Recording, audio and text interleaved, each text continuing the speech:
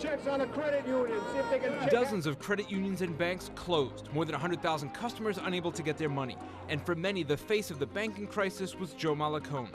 He stole $13 million from the bank he ran, then disappeared. Put a lot of resources into finding him, but and a lot of nighttime surveillances and focused on some of his friends that he may have been in contact with. Gone for nearly a year and a half. With word Mollicone might have been in Europe, Governor Bruce Sunland even hired an outfit that included ex-CIA agents to track him down. But in the end, the fugitive banker agreed to return from hiding in Utah. Then Attorney General Jim O'Neill says the deal for Mollicone to turn himself in was on again, off again for weeks. When the time came to make the pickup in Johnston, O'Neill says his team scrapped plans at the last minute to surround the home when they spotted Mollicone in the window. We just drove in. It was like Avon's calling, ring the bell.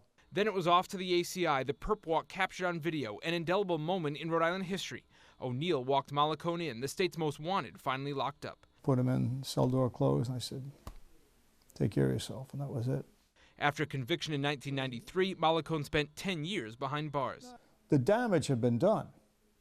That was the sad part about it. You've got one individual in custody, but the pain and suffering that the people of the state went through, it was incredible. And the crisis wasn't just about Mollicone. By most accounts, RISDIC, the private insurer that was made up of its member credit unions and banks, was flawed. Its leader back then, Peter Nivola, declined an interview with us now. Former state bank examiner Steve Kayouette says it was known some of the institutions were on shaky ground. The reports were raising the red flags, there's no question about that. And they just weren't going anywhere. Do you think it was just the product of the heads of the credit unions and RISDIC were connected people? I think that they played a part in it, yeah, absolutely. I'd say the paramount problem, as I see it, was the inside game, you know, and inside people getting loans. So they were scratching each other's back. Some have laid blame on then-Governor Ed DePrete. People have implied that, you know, people at RISDIC had political connections, and so nobody really wanted to deal with it. If they had them, they were in the General Assembly. DePrete says he didn't interfere with bank oversight and had previously pushed for all banks to carry federal insurance. The measure died in the legislature. There were some issues, and given the choice when it comes to people's life savings, given the choice of being insured by the federal government or by a private institution, you've got to go with the federal government. And that's one clear change that came out of the crisis. No more RISDIC, just federal insurance for Rhode Island banks. I think that it scared enough people that there are now mechanisms in place that I just don't see it happening again. Joseph Dubé's money from Wickford Gourmet was frozen in Davisville Credit Union. He was left with just the cash in his registers, a few $100s at the outset of the crisis. When it did happen, I mean, you're saying to yourself, my God, this is what it must have been like during the Depression. To recoup money lost from the failed financial institutions in this crash, the state floated hundreds of millions of dollars in bonds. The sales tax was raised supposedly only temporarily to help fund the bailout. Lawyers and accountants involved in the crisis paid millions in settlement money. And while the bonds were paid off 20 years early, saving the state $1 billion, you're still paying. The sales tax was never lowered. Depositor Joe Zenga. When is this going to stop?